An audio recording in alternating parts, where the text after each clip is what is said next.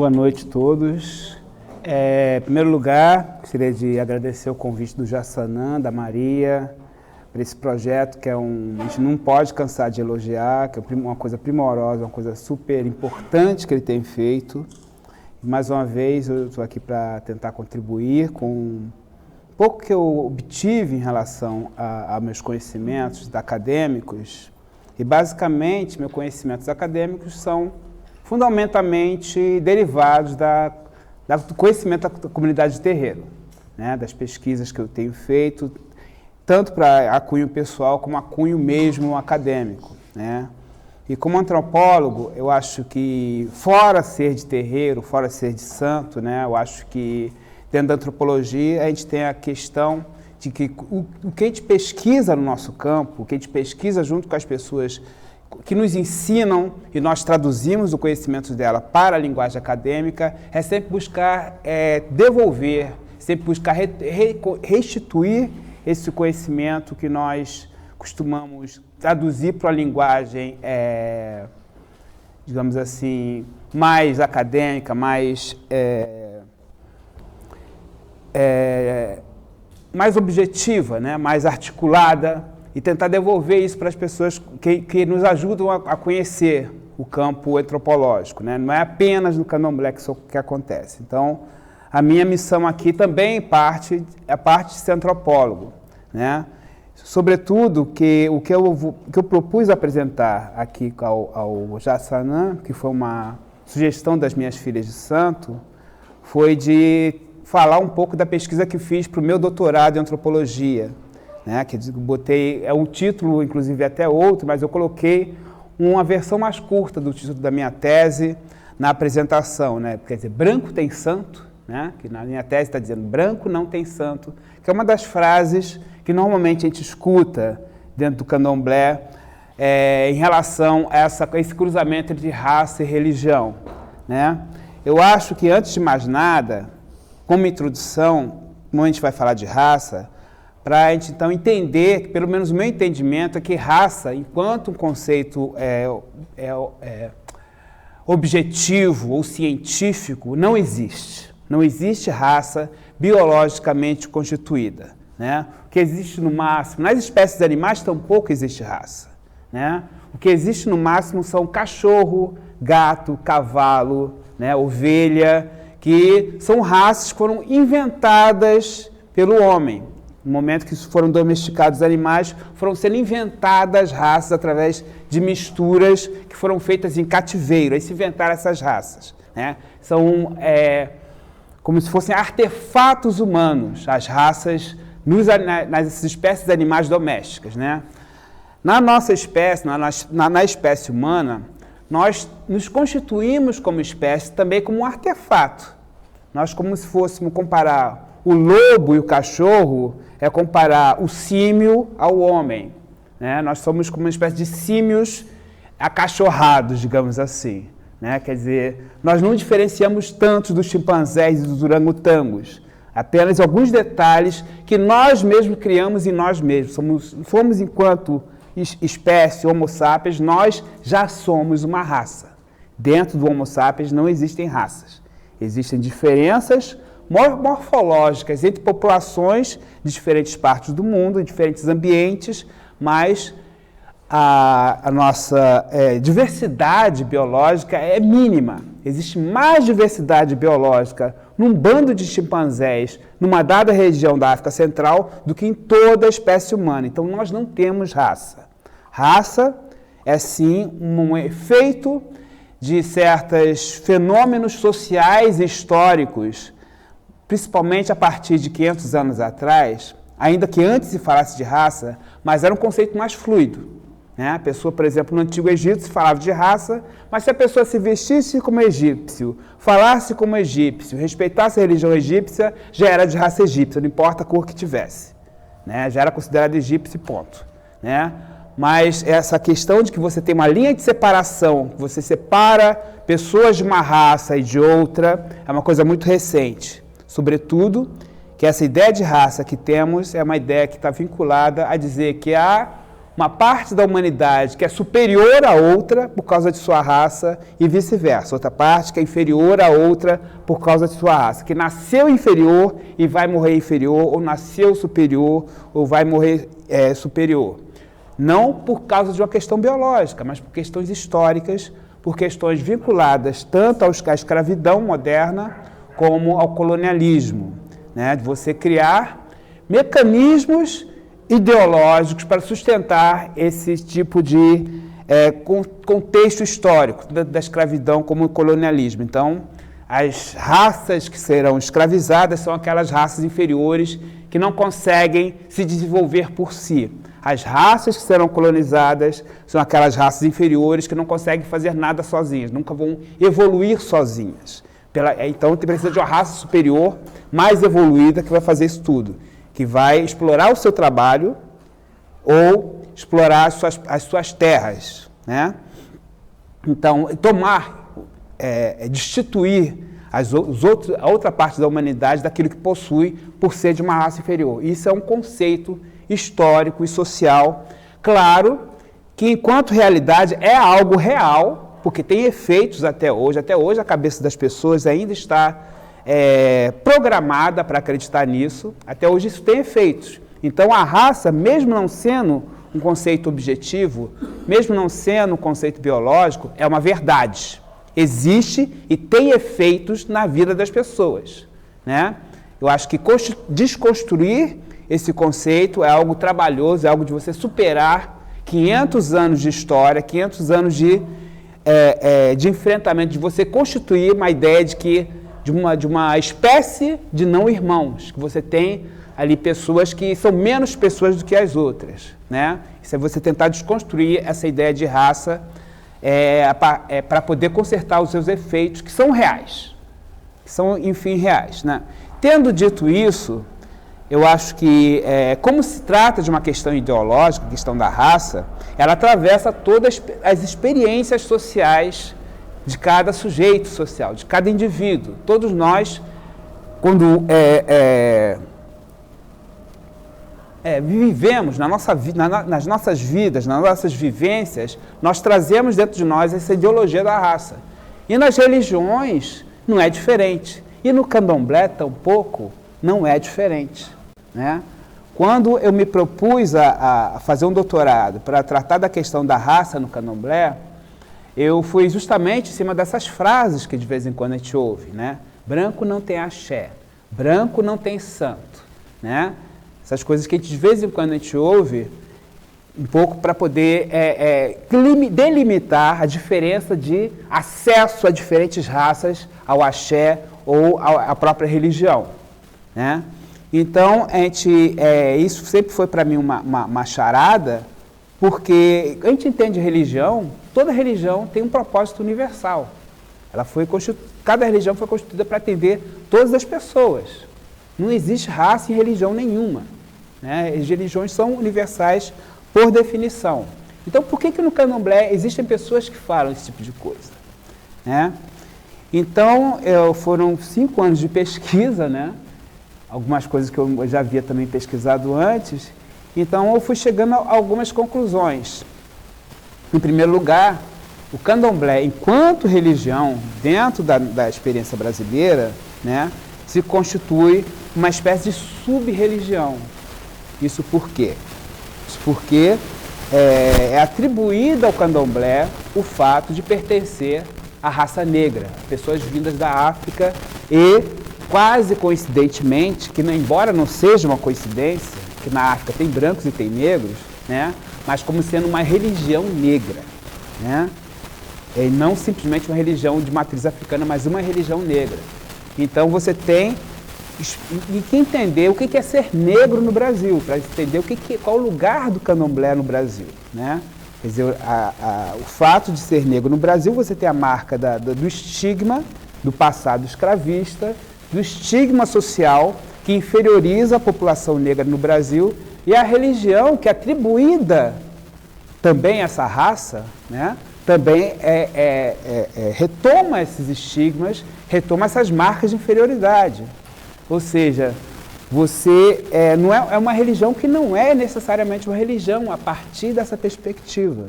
Né? A gente já tem um grande problema aí, um problema inicial. Então, o que se corrobora a partir daí, o que corrobora socialmente, é o fato. Aí vamos abrir um pouco do candomblé para a afro-religiosidade de uma forma geral. Né?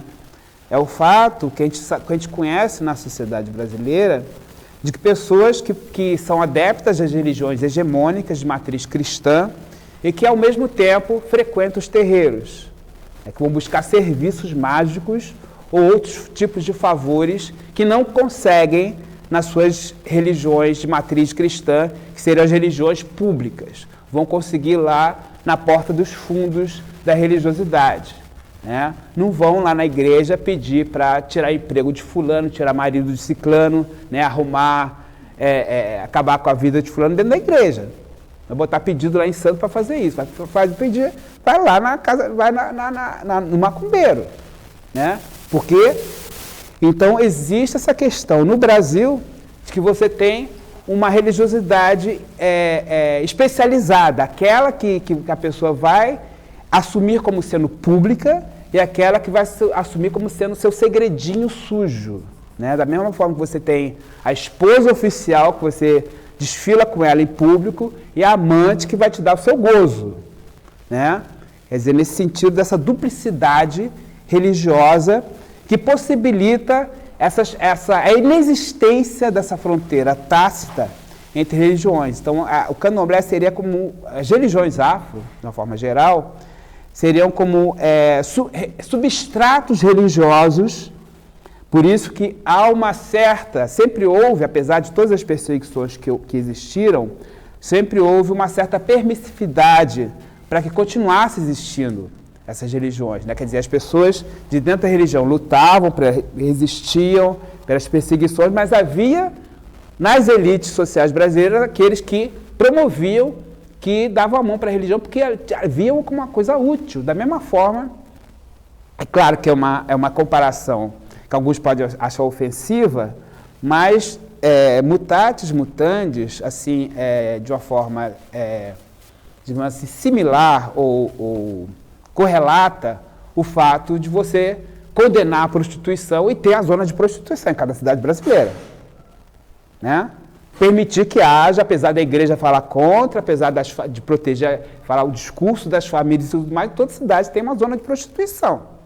Né? Porque é o interesse das elites que haja uma zona de prostituição. Né? E da mesma forma você tem também a afro-religiosidade em cada cidade média brasileira existe. Um terreiro de Umbanda, um terreiro de Catimbó, né? Um salão, como diz lá no Nordeste, toda a média cidade brasileira existe. Né? Seja lá no extremo sul do Brasil, seja no Acre, qualquer lugar existe religiosidade afro-indígena. Se não tem candomblé, alguma coisa vai ter essa função ali. Né? Vai ter uma coisa meio indígena lá, mas que vai ser considerada algo da macumba, digamos, esse campo da macumba que a sociedade brasileira acha que é útil para esse tipo de serviço, digamos assim. Né? Quer dizer, isso aí é uma questão que se desdobra a partir desse primeiro problema que eu falei, que é essa ideia de uma religião de substrato, uma religião negra. Né?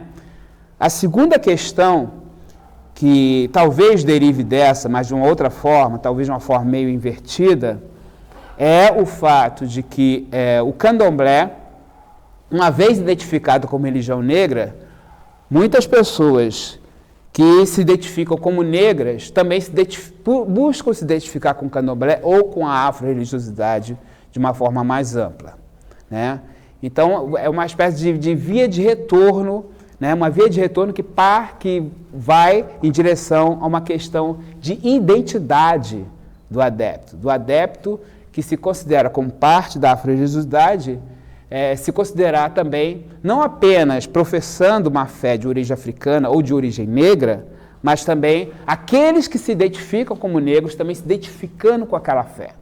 Né? Como se fosse uma via de mão dupla. Né? Então, você cria uma fronteira identitária dentro da religiosidade. É claro que, quando eu fiz a pesquisa, ainda não tinha imaginado esse tipo de coisa. Eu fui percebendo, para poder então vocês entenderem, como que eu cheguei lá. Que eu fui entrevistando, tinha algumas coisas de senso comum dentro do candomblé, e vou falar mesmo do candomblé. Por exemplo, quando eu era bem mais novo de santo, algumas pessoas me falavam, aquela coisa mesmo, branco não tem santo, branco não tem axé, que antigamente, né, branco quando entrava no candomblé, se era homem era de Oxalá, se era mulher era de Iemanjá, porque não tinha santo certo. Né, que é o Iemanjá, Oxalá, dono de todas as cabeças, branco não tem nada a ver com isso, então bota de Iemanjá ou de Oxalá. Eu tinha ouvido falar isso, então fui a campo pesquisar, ver se algumas outras pessoas, digamos, mais antigas, mas de dentro mesmo do campo, poderiam confirmar isso. Ninguém confirmou. Né? Pessoas que eu entrevistei e negaram totalmente que isso existisse. Mãe Regina Bambuche disse que isso nunca existiu, nem no tempo que ela era criança, isso nunca existiu. Né? Mãe Bida, antes de eu fazer a pesquisa, eu tinha perguntado isso para ela, disse que isso é mentira, que isso nunca existiu. E durante a minha pesquisa, eu entrevistei Mãe Beata, que também negou, Mãe Omindareuá, que também negou, Mãe Palmira, que também negou isso. Nenhuma delas confirmou que isso fosse possível. Né? Quer dizer, pessoas eram meio como uma... Eu interpretei como se fosse uma espécie de lenda urbana criada muito recentemente. Pelo menos no tempo que elas foram iniciadas, isso não existia. Né? Quer dizer, hoje, algumas pessoas falam isso como se sempre existisse isso, como se no passado remoto isso também existia, que é como se criam os mitos. Você estabelece uma categoria, um conceito ideologicamente e tenta criar um passado para ele. É assim que se criam os mitos. Então, algo que você inventou na sua cabeça de ontem, você diz que a sua bisavó, não sei o que trouxe para você, e que aí você cria um passado e estabelece uma verdade, né? Um exemplo interessante foi a invenção do Ileaie, nos anos 80, que o nome do bloco foi uma integrante lá do bloco que eles queriam formar, que era um francês, namorado dela, que pegou o dicionário do Yorubá, né, escrito pelo Labchabican, e viu lá Ileaie, Terra da Vida, eles acharam interessante o nome e botaram no bloco. Anos depois, esse mesmo pessoal do bloco esqueceu dessa história toda e começou a dizer que foi no jogo da mãe fulana que lá o ancestral trouxe o nome e que se criou uma verdade sobre Ileaie, né, que diferente do que realmente aconteceu. Quer dizer, passou a ser isso, logicamente, passou a ter essa história que foi criada, né? Foi um mito fundador. Um mito fundador, mito não quer dizer que seja mentira, quer dizer que seja uma verdade que se estabeleceu, né? O mito fundador do Ileaie. E da mesma forma, esse mito fundador de que branco só pode ser de Oxalá ou Iemanjá também se estabeleceu muito recentemente. Pelo menos a conclusão que eu cheguei na minha entrevista é que isso não tem mais de 30 anos, essa história. Talvez 40, mas não mais do que isso. Porque antigamente isso absolutamente não tinha sentido. Se jogava e ia ver quem era o santo da pessoa. Não era dizer que é branco vai ser de Oxalá ou de Iemanjá. Se jogava e via qual era o santo e pronto. Né? Como todo mundo, não tem essa distinção de sentar no jogo branco, então você é de Oxalá, pronto. Não tinha isso. Né? A pessoa tinha jogo para saber qual era o santo da pessoa. Né? E outra coisa que eu também investiguei, isso dentro do povo de santo. É claro que essas frases que eu pesquei e eu coloquei como instigadoras do meu raciocínio, de branco não tem santo, branco não tem axé, essas mulheres todas rechaçaram, acharam que era um absurdo isso, né? Inclusive eu fui fazer pesquisa de campo lá no terreiro da Mãe Beata, né? Uma vez eu estava numa festa, foi justamente a festa de Iemanjá, aí tinha uma senhora, a Ked lá que estava entrando, aquela coisa de Ked, está entrando e saindo, com pano, com não sei o que lá, aí de repente a Iemanjá ela sai junto com a Iemanjá. Aí tinha umas pessoas de movimento negro na plateia. Sempre na casa da Mãe Beata, volta e meia tem isso, né? Aí tinha uma senhorazinha que estava lá no meio, aí olhou, fez uma cara muito feia, se voltou para os amigos dela, assim, e falou assim, ai, desculpa eu falar desse jeito, mas ela disse isso mesmo, né? Quero ver o dia que esses vermes, isso porque a Ked era branca, que esses vermes saírem pararem de tomar o espaço do nosso povo dentro da nossa religião, né? Quando eu contei isso para a mãe Beata, não disse os termos que ela usou, disse simplesmente que a moça se sentiu incomodada pelo fato da EQED, que eu também não sabia, mas ela me contou que a EQED era o braço direito dela na casa, era o pau para toda a obra e tal, e era uma das filhas de santo favoritas dela, era essa branca, né? E a mãe Beata chorou de raiva quando disse isso para ela, né? Que ela não tem direito de fazer uma coisa dessa, dizer quem tem mais direito dentro da religião por causa de cor, né? Então, quer dizer, um parênteses, né? No decorrer da minha pesquisa, eu entrevistei não só essas mães de santo, mas alguns filhos de santo também, pessoas identificadas com o movimento negro. Aí essa parte é muito irônica, né? Que essas pessoas que eu entrevistei, que são identificadas com o movimento negro, são militantes do movimento negro, todas elas tinham pai ou mãe de santo brancos, né? Um pai de santo branco ou mãe de santo branca, né? E curiosamente, eles tinham um discurso meio que ambíguo. De uma certa forma, eles compravam essa ideia de religião negra e tudo mais, mas tinham um pai de santo branco, né? Aí falaram, mas seu pai de santo é branco. Ah, não, mas ele se tornou negro. Ou quer dizer, teve um caso que dizia que, não, mas a bisavó dele, né? Aquela coisa de discurso da mestiçagem, aí comprava o discurso da mestiçagem, mas a bisavó dele era não sei o que, tal, ou então utilizava o discurso cultural. Ah, mas ele culturalmente é negro, né? Mas de vez em quando ele tem umas coisas de branco, assim, me irritam muito, mas culturalmente ele é negro, né?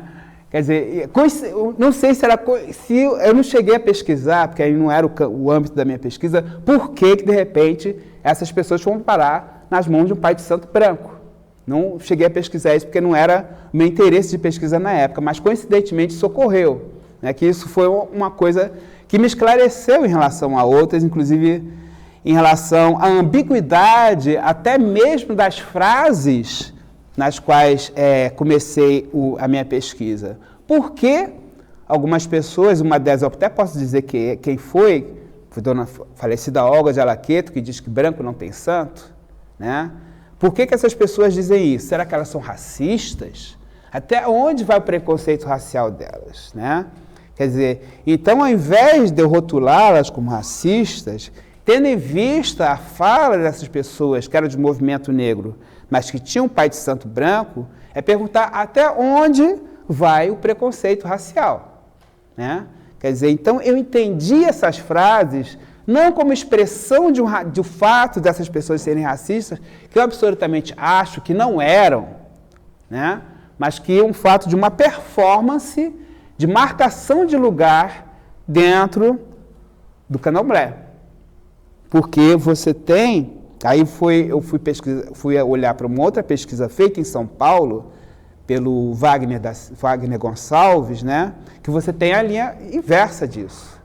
Você tem pessoas no candomblé brancas, no caso da pesquisa que ele fez em São Paulo. Vou dizer quem foi, que também não vou generalizar, logicamente, né? A gente sabe que em São Paulo a maioria dos pais de santo e mães de santo são brancos, né?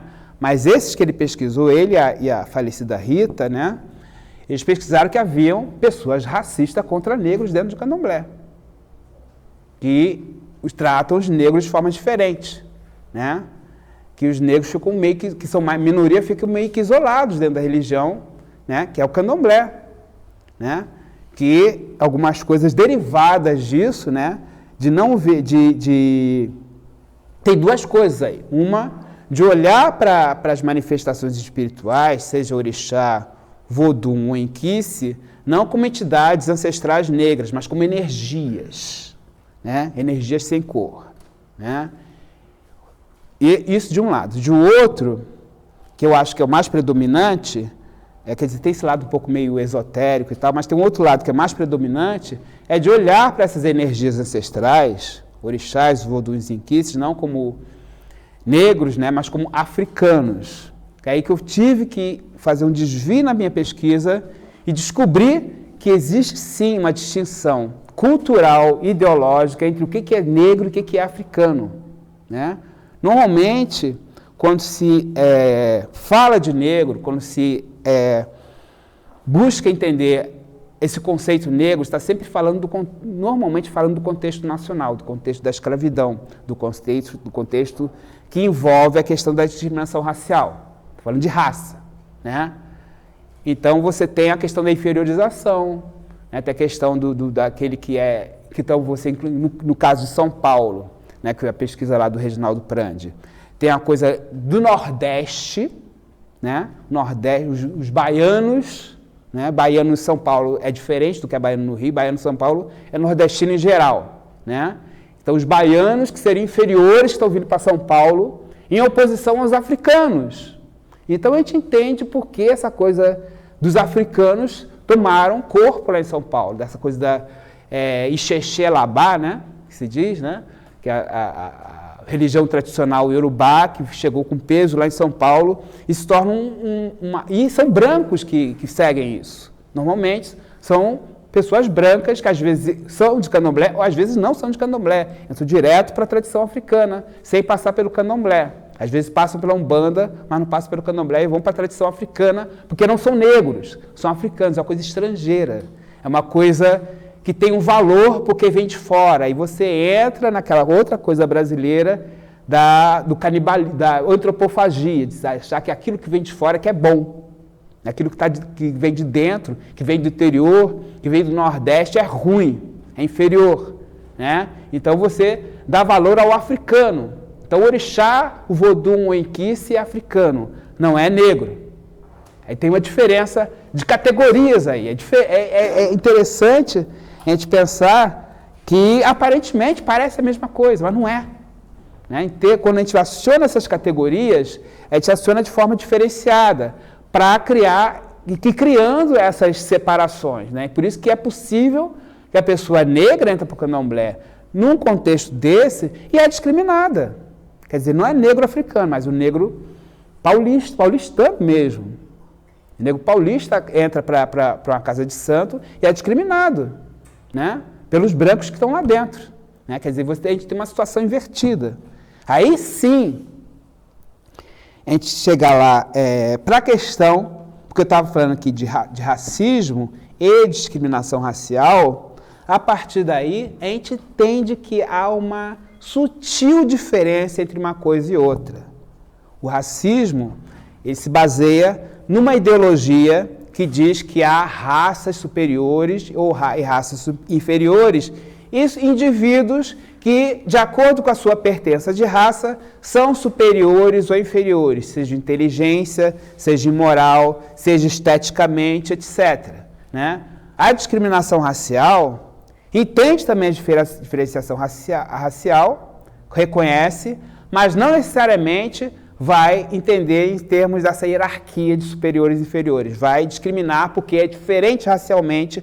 Às vezes é possível que o negro discrimine o branco, mas não é possível que o negro seja racista em relação ao branco. O negro é racista, às vezes, em relação ao próprio negro. Porque nesse contexto de ideologia racial, quem está na inferior é o negro em relação ao branco. Então, racismo contra branco não existe. O que existe é discriminação racial. Né? Porque na ideologia racista, o branco é superior. Então, não há racismo que vitimize o branco. Né? Sempre coloca o branco lá em cima.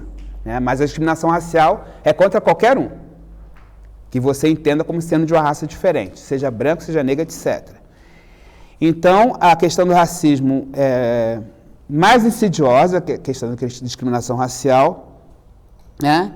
E que ela é uma ideologia tão forte na nossa sociedade que ela reflete, inclusive, nas questões de discriminação racial. Por isso que essas frases que criam essas separações, essas frases, branco não tem santo, branco não tem axé, etc., etc., elas acabam sendo retroalimentadas, elas expressam a discriminação racial, mas elas acabam sendo retroalimentadas pelo racismo também.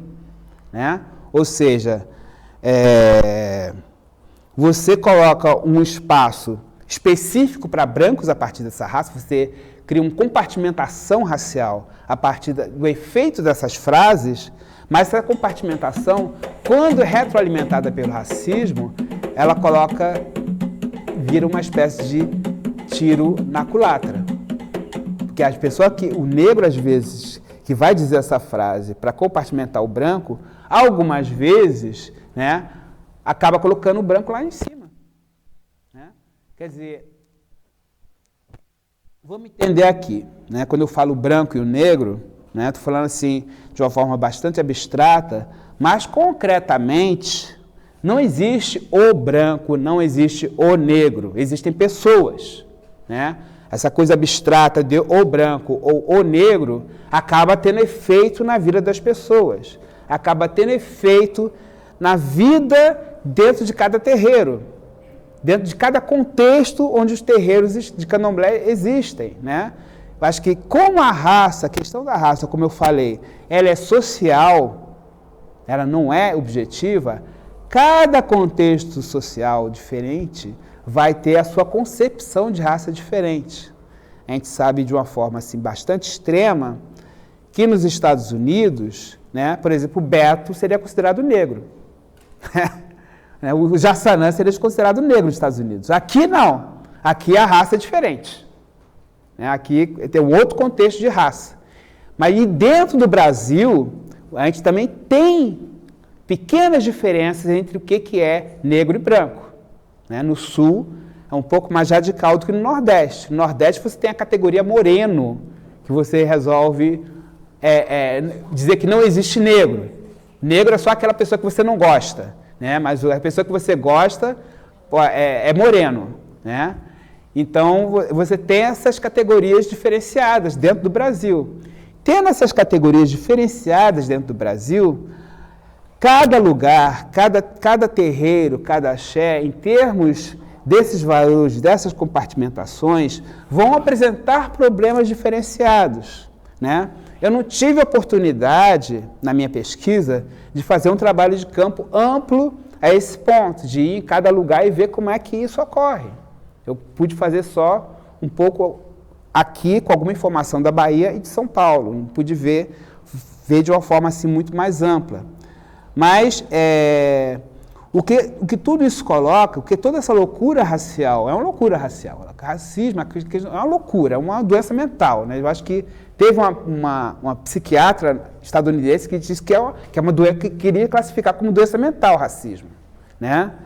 Quer dizer, o efeito que isso tem entre nós, nas comunidades de terreiro, eu acho que a gente não sabe especificamente qual a medida e qual o alcance. A gente conhece alguns casos extremos, a gente conhece algumas experiências, mas dificilmente a gente tem realmente como generalizar como isso ocorre.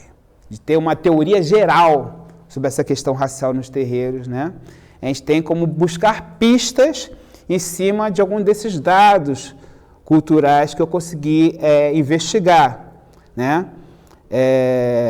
E que mais importante que tudo, né, eu acho que a gente tem que entender o candomblé não como uma religião de substrato, como a cultura brasileira tenta colocar, e muito menos como uma religião negra, né? É uma religião, talvez podemos dizer, de matriz africana, mas enquanto religião, ela é universal, ela é para todos. Isso, eu não estou assim dizendo apenas de mim, mas foi algo que me repetiram. Essas pessoas antigas de santo que eu conversei, todas elas disseram a mesma coisa, que é para todo mundo, né? Que não existe pelo fato de ter uma raça, entre aspas, diferente, ou ter um gênero, o sexo diferente, ou ter uma origem social diferente, sempre vai ter um lugar. É claro que não é uma religião igualitária, a gente sabe que no candomblé tem hierarquia. A gente sabe que pessoas, às vezes, que têm certas características suas, pode caber num lugar, no caso, por exemplo, de sexo e gênero, mulheres podem fazer algumas coisas e não podem fazer outras, homens a mesma coisa, né?